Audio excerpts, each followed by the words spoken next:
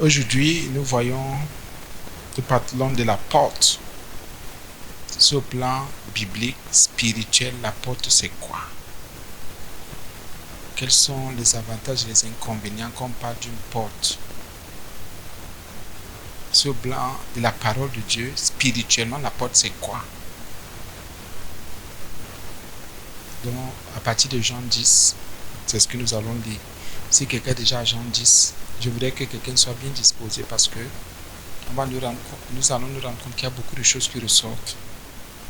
Il est écrit dans Jean 10.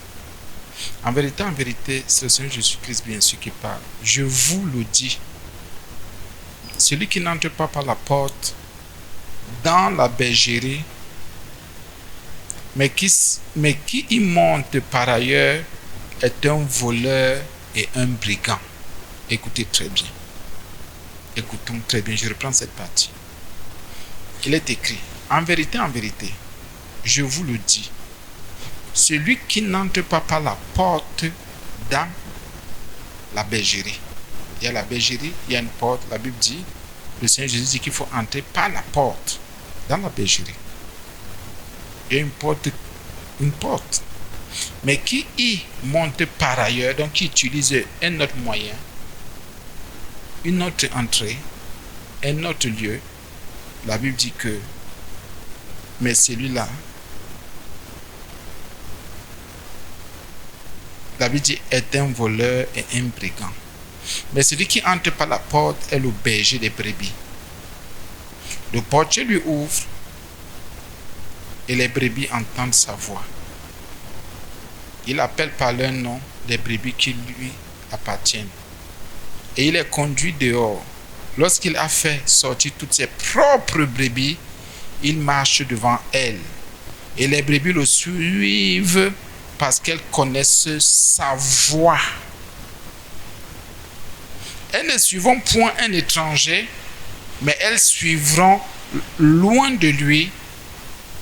Mais elles fuiront loin de lui, donc loin de l'étranger, parce qu'elles ne connaissent pas la voix des étrangers. Jésus leur dit cette parabole, mais ils ne comprirent pas de quoi il leur parlait. Verset 7. Jésus leur dit encore, en vérité, je vous le dis, je suis la porte des brebis. Tous ceux qui sont venus avant moi sont des voleurs et des brigands. Mais les brebis ne les ont point écoutés, je suis la porte. Si quelqu'un entre par moi, il sera sauvé. Il entrera et il sortira et il trouvera des pâturages. Le voleur ne vient que pour, on connaît déjà, dérober, égorger, détruire. Moi, je suis venu afin que les brebis aient la vie et qu'elle l'ait en abondance. La porte. La porte. Nous, enfants de Dieu, enfin, on s'est dit enfants de Dieu. Mais ce n'est pas le Seigneur Jésus qui est notre porte. Nous avons beaucoup d'autres portes. Ce n'est pas le Seigneur Jésus. Dans le contexte biblique, la porte c'est quoi? C'est un lieu de passage. Un lieu de passage. Écoutez bien, lieu de passage. Donc tu peux avoir, ta bouche peut être une porte, ton cœur, ta manière de penser, de marcher, de vivre, d'agir, de faire, de répondre aux gens, de vivre avec les gens, une porte. Ce n'est pas le Seigneur Jésus. Mais si tu as cru en Jésus, c'est lui qui est la porte de ta vie. La porte des brebis. Ah oui. La porte. Donc dans le contexte biblique, faisons attention. C'est un lieu de passage. On quitte où pour aller où? D'où à où? Comment à comment? Lieu de passage. La porte. Ce n'est pas seulement un lieu de passage, mais c'est un lieu de transition entre deux états ou différents états. Écoutez bien la porte. Ce n'est pas seulement un lieu de passage, c'est un lieu de transition. Pour quitter de l'extérieur à l'intérieur, de l'intérieur à l'extérieur. Pour quitter des choses pures aux choses impures, du sacré au profane, de ceci à cela, on passe par une porte. Pour quitter, comment dire, de la perdition au salut, de la perdition à la rédemption, on passe par la porte. lieu de passage, mais aussi un lieu de transition entre différents états. Entre l'homme naturel, le vieil homme, l'homme adamique et l'homme nouveau, la nature divine. Il faut passer par la porte. Ceux qui sont encore dans la nature divine, adamique comme on dit, c'est le vieil homme qui agit, c'est la chair qui marche. Ces gens ne peuvent pas dire, ou la nature pécheresse, ces gens ne peuvent pas directement passer à l'autre état, à la nature divine, à l'homme nouveau qui se renouvelle, si ces gens ne passent pas par la porte, qui est le Christ. Donc, lui, c'est aussi ce passage. C'est aussi un lieu de transition. Et c'est au niveau de la porte que tout se passe. C'est au niveau de la porte que tout se passe. À partir d'aujourd'hui, examine ta vie. Si ce n'est pas Christ qui est ta porte. Ah oui. Un lieu de, pas seulement de passage, mais aussi de transition entre différents états. Entre l'homme naturel et l'homme spirituel. La porte pour nous, c'est Jésus-Christ. Pour d'autres, ce sont les parfums. Pour d'autres, ce sont les ancêtres. Pour d'autres, ce sont les dieux. Pour d'autres, ce sont les esprits, les démons. Pour nous, c'est Jésus-Christ. Donc pour nous, la porte, c'est le Fils de Dieu. Dans le monde, on va te parler de plusieurs portes. Mais nous là, Jésus qui croit en Jésus-Christ, Fils de Dieu, lui nous dit que c'est lui qui est la porte des brebis. C'est lui qui est la porte. C'est pour ça qu'il disait que c'est très utile et ça compte la porte. Il faut toujours passer par une porte. L'enfant qui va à l'école pour sa première année, il franchit la porte. Il n'avait aucune connaissance, il entre, il a déjà une connaissance. Peut-être 2 semaines après, 1 semaine après. La porte, il y a toujours une porte. Oui. De l'inconnu au connu, il y a une porte. Il faut passer quelque part. Il y a une porte dans tout ce qu'on fait. Dans tout ce qu'on veut entreprendre, il y a une porte. Dans toutes les relations, il y a une porte. Même pour que l'ennemi te touche, il y a une porte. Pour qu'il ne te touche pas, c'est que la porte est fermée, serrée, cadenassée, comme on dit. La porte. Si c'est Christ qui est ta porte, il y a des voix que tu ne peux pas entendre. Tu ne reconnaîtras pas les voix des étrangers. Pas possible. Parce que même Christ qui est la porte ne va pas laisser la voix des étrangers la passer. On ne reconnaît pas. Mais il a dit quoi? Qu'on reconnaît lui, sa voix, ses brebis. Pourquoi? Lui, il est la porte et il y a la porte de la bergerie. Nous qui sommes, comment dire, ses brebis. Nous, enfants de Dieu, nous avons plusieurs portes et c'est pas bon. Normalement, ceux qui se sont convertis, qui sont quittés de cet état de péché, du vieil homme, de la nature adamique, de l'homme qui a été tiré de la terre, à l'homme nouveau, il faut passer par le Seigneur Jésus. C'est lui qui est ce lieu-là. C'est lui qui est cette entrée. Donc la porte, c'est aussi une entrée dans un royaume ou une nouvelle condition. Entrer dans un royaume ou dans une nouvelle condition. C'est normal que vous voyez quelqu'un est là. Pam, ses pensées changent. Il y a une porte. Même pour que le Seigneur dépose dans ton âme, je voulais dire, dans ton intelligence ou dans ton esprit, où il se révèle, il passe par la porte, par une entrée. Pour que tu commences à comprendre les choses spirituelles. Ah oui? Si il n'y a pas porte, on ne comprend pas les choses spirituelles. On reste de l'autre côté. Un peu comme quelqu'un qui est dehors, qui n'est jamais entré dans une maison. s'il ne passe pas par la porte, il va rester dehors, il ne saura pas ce qu'il y a à l'intérieur de la maison comme trésor. Parfois, le nombre de pièces, même s'il reste, il veut imaginer, il ne peut pas savoir. Parce qu'il faut passer par la porte. C'est une entrée aussi. Et si on dit entrer, les démons peuvent aussi entrer. Mais, pardonnez-moi, mais pas là où le Seigneur Jésus vraiment est glorifié à 100%. Imaginons maintenant les portes que nous avons en nous.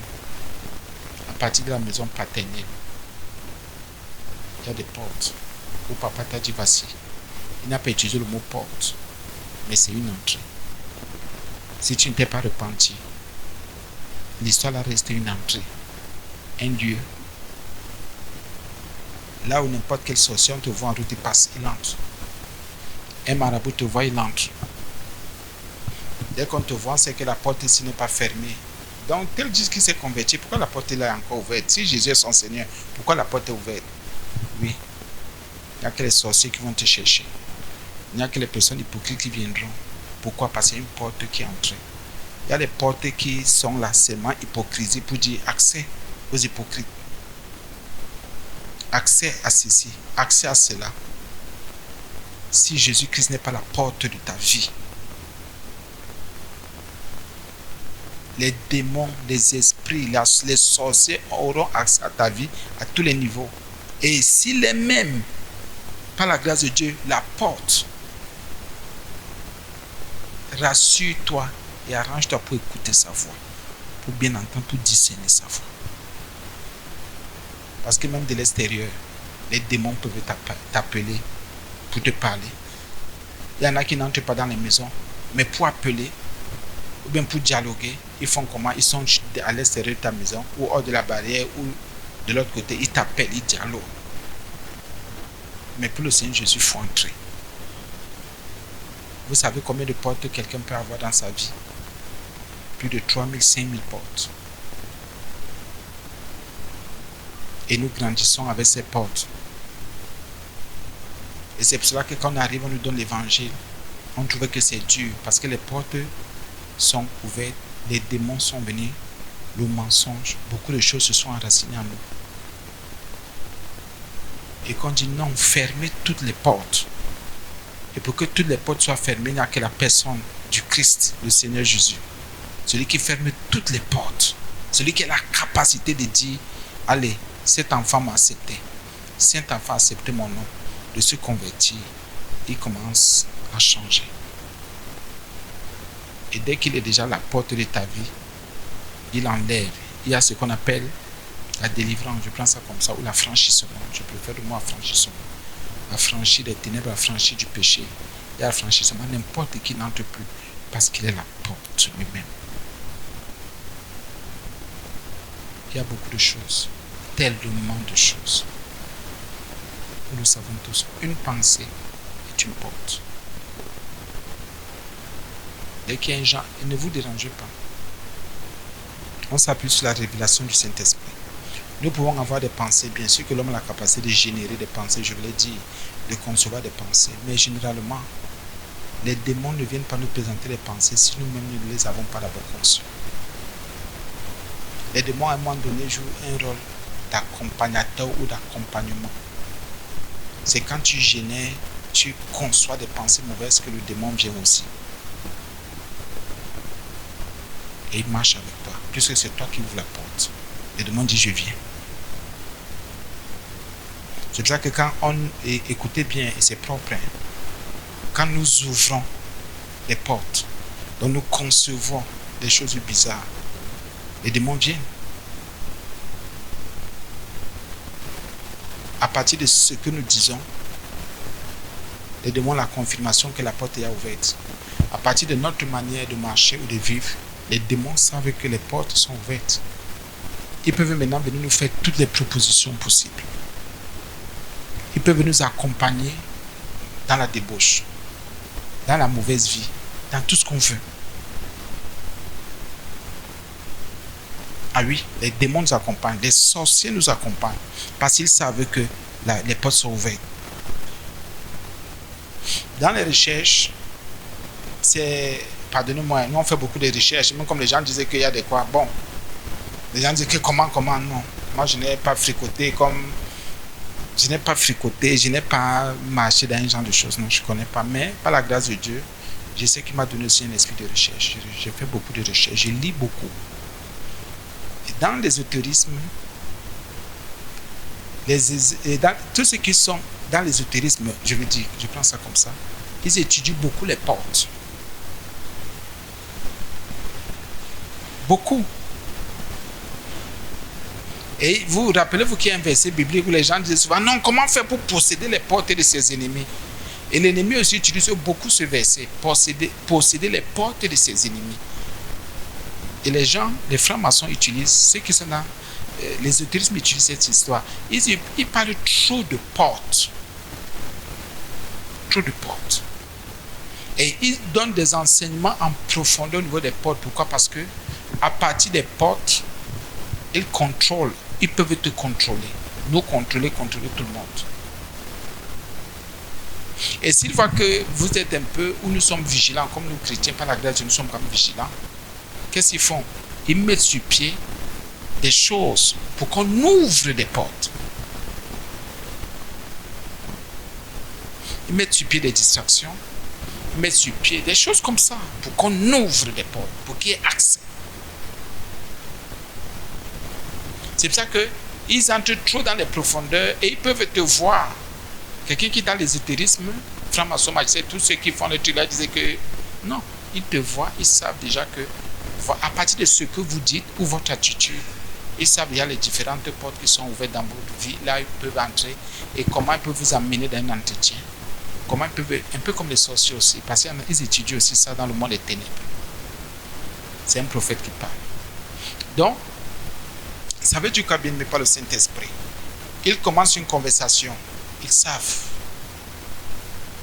Votre seule réponse est déjà une porte ouverte. Une porte fermée.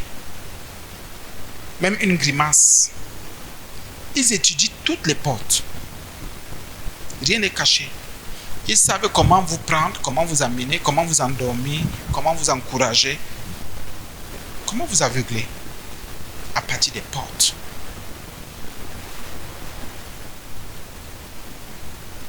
À partir des portes. Rappelez-vous, en Israël, il fallait mettre des trucs au-dessus, au niveau des portes au-dessus. Là. Vous dites ici, vous ne touchez pas. Dès que l'ange de la mort passe, il passe, il dit non, voici un signe. Je passe, je continue. Le sang là, je ne touche pas. J'évolue. Oui, il y a des portes dans nos vies.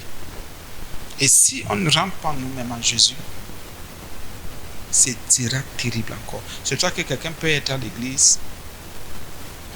Vous voyez, rien ne change. Cette personne est plutôt, pas un instrument entre les mains du diable, mais cette personne a un problème pour sa famille, son foyer, son couple, le ministère. Partout ces personnes-là, ça ne passe pas parce que ces personnes, elles-mêmes déjà, elles ont une porte ouverte. Je disais tantôt qu'à partir de nos maisons maternelles et paternelles, de l'éducation qu'on a reçue, nous devenons déjà des portes et il y a trop de portes dans nos vies. Quand on croit donc en Jésus, par la grâce de Dieu, pour ceux qui acceptent Jésus, les portes commencent à se fermer. C'est pour ça qu'il y a des enseignements. Et quand vous entendez fuir, séparer, quitter, c'est pour dire qu'il faut être dans le radicalisme. Ce sont des portes conformes. Quand on dit sanctifiez-vous, ce que Dieu veut, c'est pour dire on ferme cette porte. Quand on dit celui qui est né de Dieu ne pêche pas, pour dire porte fermée. Quand on dit quand tu vis avec ton frère, vis selon la vérité, pour dire qu'on ne ment pas au frère. Ce sont des portes qu'on ferme. Et ils ont compris. C'est nous chrétiens qui ne comprenons rien. Nous ne voulons même pas comprendre. Donc à partir d'une seule porte de ta vie, un seul lieu, une seule entrée, l'ennemi vient te contrôler. Il contrôle tout ton être. Une seule porte. Imaginez s'il y a maintenant peut-être 2000, 3000 portes. chaque chose que tu fais, bien aimé, même un geste, un seul geste, ils étudient tout. Parce que vous allez même voir en route. Imaginez-vous aimant, vous avez même votre sac, vous portez. Vous vous arrêtez quelque part, vous êtes fatigué. Et ils étudient ça dans le monde des ténèbres. Ils savent que parce que vous êtes fatigué, celui qui est à côté sait comment il peut entrer. Il sait que c'est une porte. Parce que la fatigue est une porte. C'est pour ça qu'il y a certaines personnes, quand vous montrez à ces gens que vous êtes fatigué, si ces gens sont compliqués, ces gens peuvent déjà entrer en vous. Ah oui. Et je vous dis que plus de 2000, 3000 portes. Dès que vous montrez que vous êtes fatigué, il y a des gens qui vont maintenant en profiter pour entrer et utiliser maintenant cet accès, cette entrée, soit pour vous faire du mal, soit pour vous casser, soit pour vous manipuler, soit pour vous utiliser, soit pour utiliser dans cette fatigue, cet état et susciter la confusion en vous. Et comme aussi, il y a des esprits, des démons et beaucoup d'autres choses qui en profitent, au lieu que la fatigue diminue, disparaît, se parte, elle amplifie plutôt, elle augmente et grandit. Tu dis, mais comment je prie, comment? Porte ouverte. C'est pour ça qu'il y a des détails de la vie qu'on ne donne jamais. Il y a des choses qu'on ne dit pas. Il y a des choses que quand tu dis, non. Puisque tu ne sais pas l'esprit qui est en train d'éroder là. Tu ne le vois pas. L'esprit vient, il entre. Tu ne sais pas si... La Bible dit que le diable est comme un homme de justice en cherchant qu'il cherche. Donc dès que tu as parlé, c'est fini. Dès que tu as posé l'acte, c'est fini. L'esprit est invisible. Tu ne le vois pas. Après, tu te sens un genre. Non, l'esprit est déjà entré. La porte est là. Pour que l'histoire là ne sorte pas de nous, en verset 10, Jean 10, 1, premier verset, je vous le dis, je crois que c'est ça. Celui qui n'entre pas par la porte dans la bergerie, mais qui y monte par ailleurs, est un voleur et un brigand. Comprenez que le par ailleurs ici, c'est là où le Seigneur Jésus n'est pas la porte. Et quand il dit par ailleurs, c'est que ce sont entre guillemets des ouvertures que nous-mêmes nous suscitons. Ah oui, nous suscitons. C'est-à-dire, vous êtes calme là. Vous dites que vous priez, vous étudiez la parole de Dieu. Quelque chose de bizarre monte en vous. Non, ce ne sont pas les démons directement, c'est pas possible. C'est d'abord l'homme qui conçoit. Moi, je suis convaincu. Non. Même si le démon ne peut pas, pardonnez-moi un peu, le démon ne peut pas, il ne peut pas venir prendre contrôle si on n'a pas conçu. Ça, c'est pas possible. Moi, jusqu'à ce que le Seigneur vienne me convaincre, je ne peux pas accepter ça. Pourquoi? Parce qu'il a dit dans Genèse que tous les jours, le cœur de l'homme, les cœurs des hommes se tournaient vers le mal. Ce sont les cœurs, leurs pensées se tournaient. C'est le cœur de l'homme qui se tourne. Ce sont les pensées qui se tournent. L'Éternel n'a pas dit que ce sont les démons qui déposent. Sur des portes ouvertes. Et Dieu dit donc, quand vous ouvrez des portes comme ça, il y a des démons, il y a des esprits. C'est normal. Il y a le diable. Donc c'est l'homme qui conçoit. Tu ne conçois pas un genre de choses. Il y a des choses qui ne t'arriveront jamais. Soyons vrais. Écoutez, et je l'ai dit, écoutons. L'ennemi est rusé, mais il n'est pas fort. L'ennemi est rusé, mais il est limité et aveuglé par le mal qui habite en lui. Ce qui fait que quand tu vis et tu t'arranges pour que les portes soient fermées à tous les niveaux de tes pensées, de ton cœur, de tes paroles, de tes actions, tu es bien. L'ennemi aura de la peine pour te tenir. Et quand ce que tu dis même est dans la pureté, la vérité, l'ennemi aura de la peine à t'attraper. Il va entrer comment? Il va entrer comment? Pourquoi le Seigneur Jésus, quand il parlait, disait en vérité, en vérité? Pourquoi le mot vérité? Pourquoi? Pourquoi vérité? C'est une porte. La vérité est une porte terrible. Très peu de démons entrent dans les vies de ceux qui sont vrais. Très peu. Mais il y a des trucs bizarres qui n'arrivent pas à ceux qui sont vrais. Tu peux être oppressé. C'est normal. Tous ceux qui sont attachés à Christ sont oppressés. Tu peux t'attaquer. Tu peux être même humilié. Christ a été humilié. Mais il y a un genre de choses là. L'ennemi ne peut pas toucher à ton âme. Il peut même te faire souffrir comme Job. Mais ton âme là, il ne peut pas.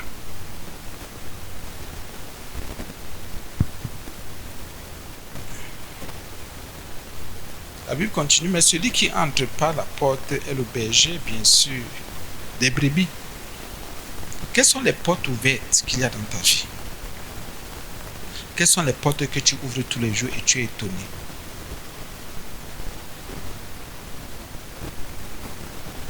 Ah oui? Il y a des choses qui t'arrivent parce que les portes ouvertes, les portes qui sont ouvertes depuis ton village paternel, depuis la maison maternelle, depuis la dernière fois que tu es allé chez le marabout, tu n'as pas fermé. Depuis la dernière fois que tu as une relation d'adultère, une relation impure, une relation indigne, un mensonge, comme on dit. La porte est restée ouverte. C'est pour ça qu'on dit quoi? Repentance aussi pour dire on ferme. Repentance, on se rappelle, on ferme. On se rappelle, on dit Seigneur, mais j'ai ouvert la porte ici, je ferme.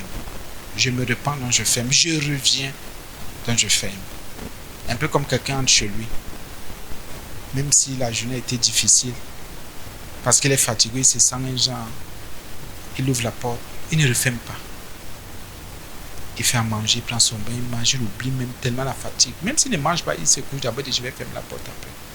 Mais il dit, hé, tiens, là je suis couché là, est-ce que j'ai même fermé la porte? Il va, il ferme la porte, c'est ça la repentance. Parce que normalement quand on entre, il faut fermer. Parce qu'une souris peut entrer un chat. Est-ce que vous savez qu'il y a des esprits qui entrent? Quand vous entrez chez vous, si vous êtes mal disposé, il y a des esprits qui entrent aussi. C'est pour ça qu'il faut toujours mener une vie de repentance propre. Parce que vous pouvez porter des trucs à l'extérieur.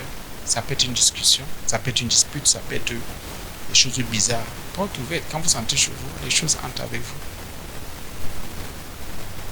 Ah oui, il y a des portes. Donc, c'est aussi l'entrée dans un royaume, une nouvelle condition. La porte, c'est aussi parfois une opportunité à saisir. Ah oui. Donc, nous devons faire attention. La porte. Mais le Seigneur Jésus a dit quelque part, au verset 7, on va directement.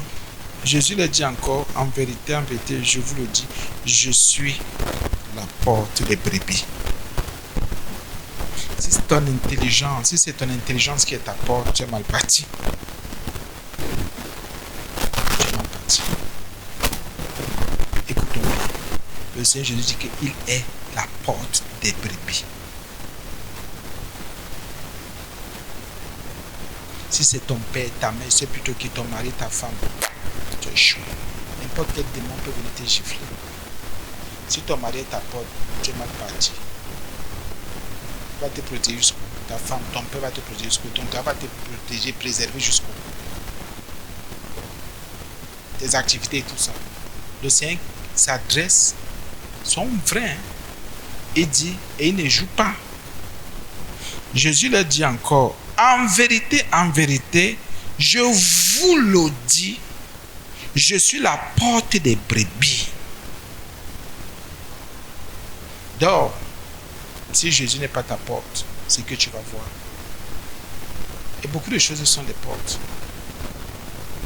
Les portes ouvertes que nous voyons dans le sommeil. Il y a beaucoup de portes ouvertes, des portes que nous avons ouvertes. Beaucoup de choses que nous voyons, que nous vivons, sont des portes ouvertes. Soit ouvertes par les parents, soit par nous-mêmes. Si dans tes pensées, tu as conçu quelque chose, il y a aussi des trucs que tu peux vivre ou voir dans ton sommeil.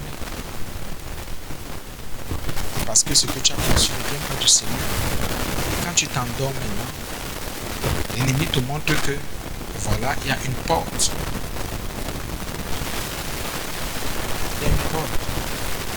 Nous avons trop de portes. Nous devons faire comment? Nous devons les refermer. C'est le Seigneur Jésus. C'est pour ça que nous allons utiliser ce verset pour prier. Seigneur, je te prie. Je t'en prie encore. S'il te plaît. S'il te plaît. Oui. Pour qu'il reste la porte de nos vies. Ça veut dire que tous ceux qui passent par d'autres chemins là, même si ce sont des pauvres, ce sont des brigands et des bandits. Quels sont donc les accès que nous avons donnés au diable pour qu'on soit troublé et tourmenté? Je te pose cette question. Moi, j'ai dit tous les jours que Dieu est-il fou? Il n'est pas fou. Pourquoi il y a des conditions qui ne changent pas? Si la porte est un lieu, est une entrée, pourquoi? Si c'est un lieu de transition, pour dire je quitte le mal, maintenant je vais vers le bien. Pourquoi les choses ne changent pas si Jésus est la porte de ma vie? Si je suis la brebis de Christ, pourquoi tout entre encore dans mon cœur? Jésus qui est saint, pourquoi tout entre dans ma vie? La pourriture, les saletés, n'importe quoi. Ah oui? Qui est dans ta porte? Si c'est le Seigneur Jésus, non. Il y a des choses, non, il faut que tu examines bien ta vie.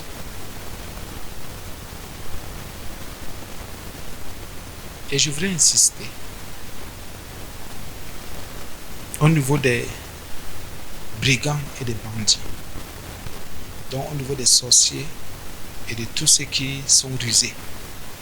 Ce sont les brigands et les bandits. Faites attention. Le brigand connaît ta vie. Et il sait que pour te prendre, il faut être comme ça, comme ça.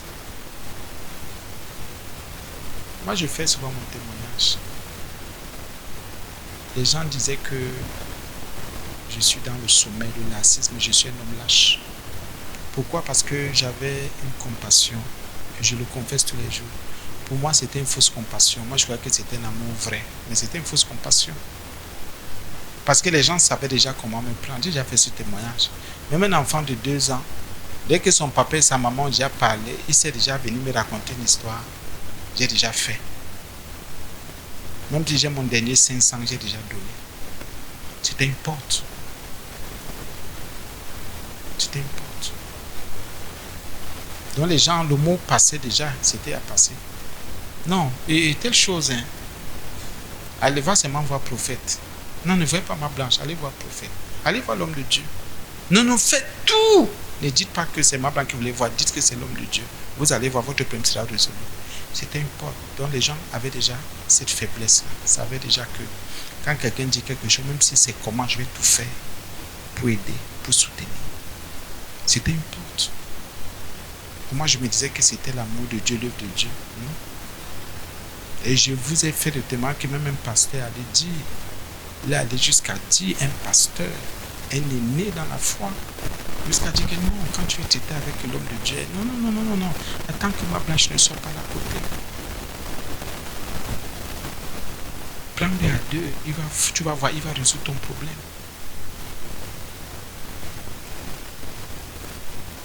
C'est pas bon. Donc on ne profite pas, entre guillemets, des portes des gens ou des faiblesses des gens. Parce que tu sais que tel est faible à tel niveau, tu en profites, on ne fait pas ça. Si tu le faisais, arrête. Tu crois seulement que c'est une porte dans la vie de l'autre, c'est aussi une porte dans ta propre vie. C'est pas, comme on enseigne souvent, c'est pas parce que tu sais que quelqu'un t'aime que tu vas malmener la personne.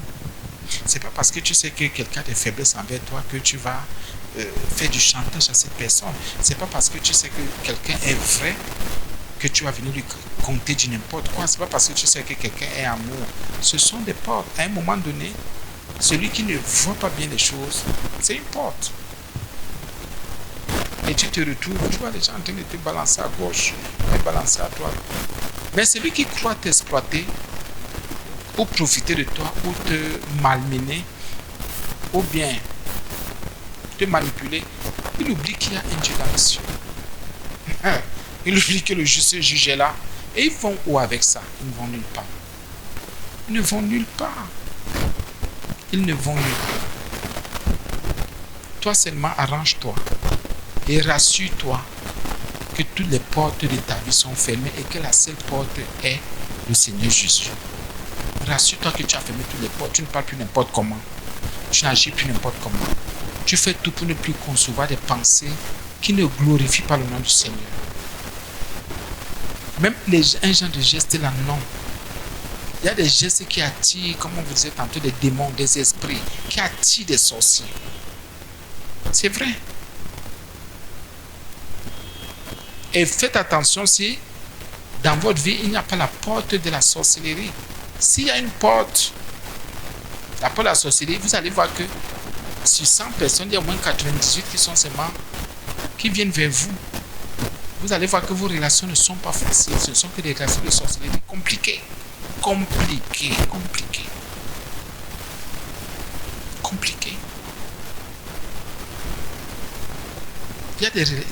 Oui, bien aimé.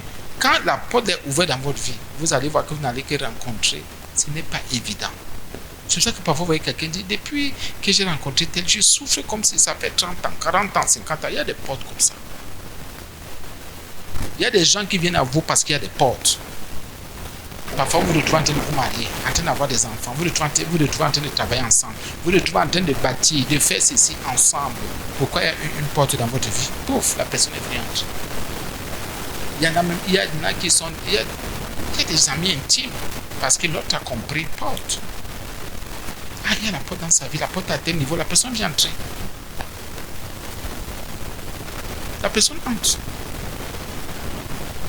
Et parfois la personne peut jouer à mon Dieu, tu es sûr que tu es convaincu, mais tu n'as pas veillé sur ta porte, qui est le Seigneur Jésus. Tu as ouvert d'autres portes. Or, lui dit qu'il est la porte des brebis, pas une porte. Si tu ouvres d'autres portes, tu vas écouter les étrangers. Or, c'est le Seigneur que tu dois écouter parce que lui dit qu'il passe par la bergerie, par la porte de la bergerie. Il est la porte lui-même. Donc, il est, comment dire, celui qui nourrit, qui agit. Mais si tu ouvres une autre porte, quand le Seigneur Jésus va te parler, les étrangers vont te parler. Si tu ne fais pas attention, c'est plutôt l'étranger que tu vas écouter.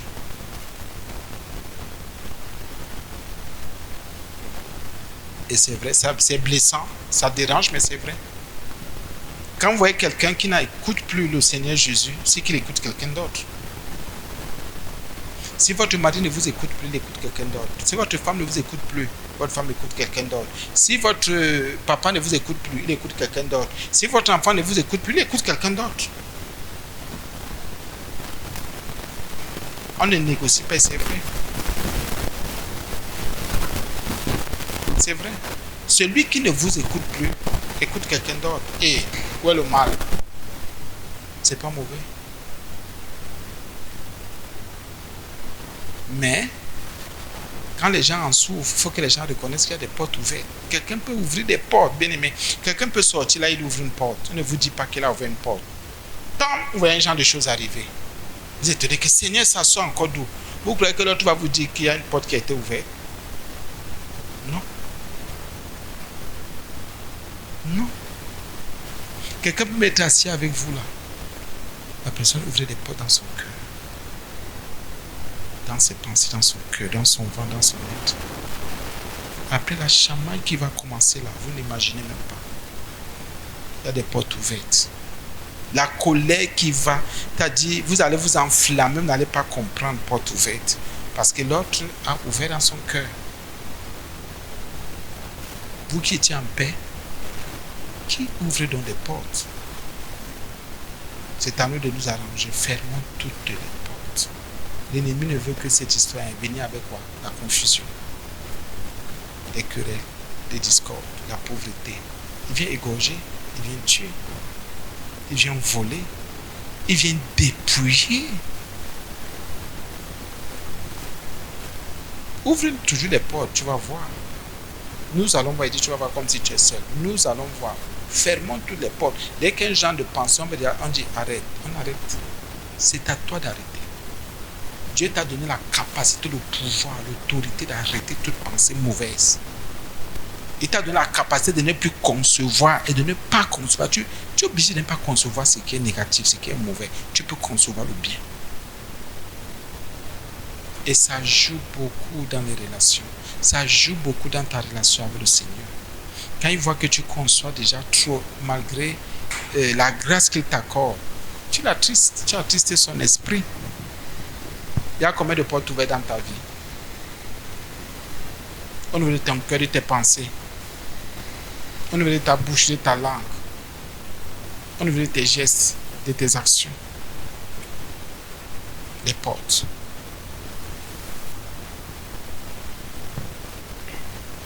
Jésus le dit encore, en vérité, je vous le dis, je suis la porte des brebis. Tous ceux qui sont venus avant moi, bien sûr. Les Juifs n'ont pas trop aimé cette partie, mais bon. On va faire comment? Amen. Moi, en gros, je crois que c'est ça. En gros, je crois que c'est ça. Nous devons prier pour que ce lieu de transition, comment dire, soit fermé. Tu fermes.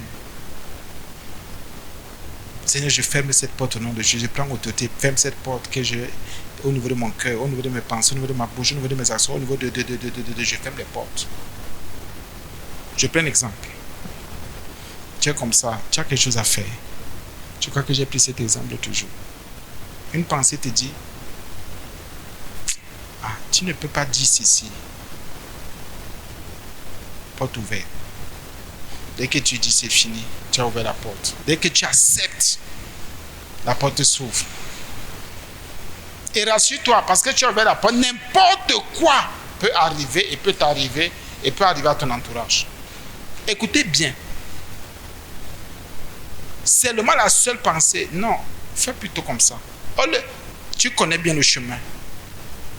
Mais la pensée là, fais ceci. Dès que, bien aimé, la porte que tu ouvres là, c'est fini. C'est fini. Tu dois dire à quelqu'un 100 francs. Le cœur te dit, au lieu de dire 100 francs, dis plutôt 150. Parce que les 50 là, tu pourras prendre. C'est fini, porte ouverte. Tu peux payer les 50 fois là, les 50 francs là pendant 5 ans, 10 ans. Il y a une galère qui peut t'attaquer, une pauvreté. Il y a des choses, tu peux bloquer tes affaires, tes activités, tes projets seulement pour ces 50 francs. Pourquoi? Dès que l'ennemi entre, c'est fini. Tu ouvres une porte, il vient, il frappe. Au lieu de dire la vérité, tu tournes. Dis seulement que voilà. Le temps que tu prends la porte ouverte, l'ennemi vient, il dit comment? Tu as la vérité dans ton cœur, non? Tu tournes quoi? Il entre. Il commence à susciter la confusion dans ton cœur. Et je vais dire, et je ne vais pas dire. Je vais dire, et qui va m'entendre? Qui va m'écouter? Tu commences à négocier, c'est fini, la porte est ouverte. On ne négocie pas. Dans tous les cas, tu ne perds rien. Sois seulement vrai, sois seulement sincère, sois juste, tu ne perds rien. Tout de porte ouverte.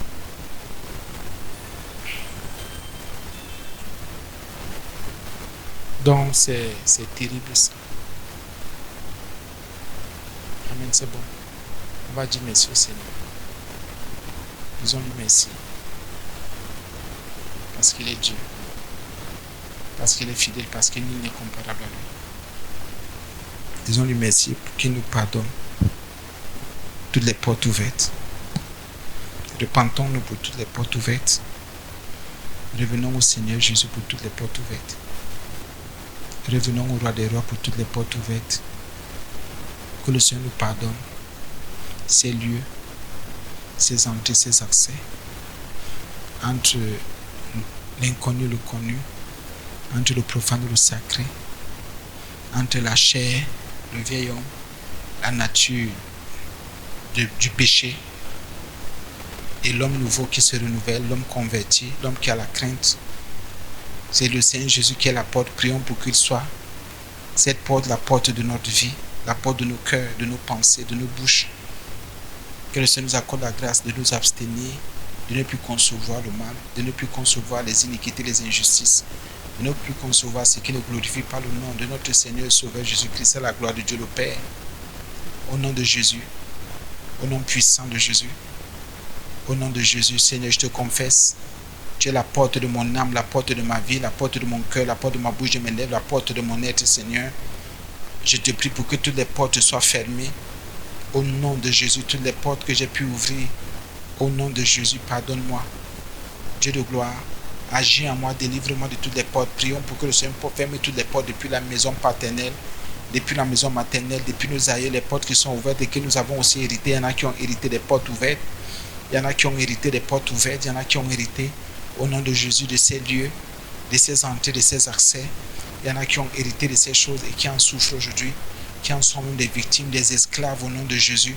Que le Seigneur nous délivre de ces portes-là ouvertes par nos aïeux, nos ennemis, nos parents, nos grands-pères, nos grands-mères, au nom de Jésus.